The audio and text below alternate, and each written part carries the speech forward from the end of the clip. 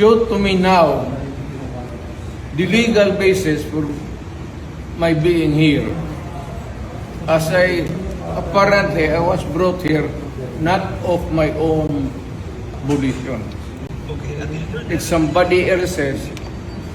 Kung hindi ibang tao, ikaw siguro, because this is your structure. So you have to answer now for the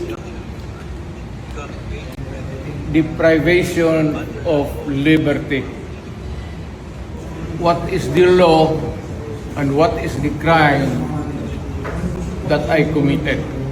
Alam mo ba na hindi man lang siya na-serve kung anong kaso kung sinacharge sa kanya ngayon? Hindi niya alam.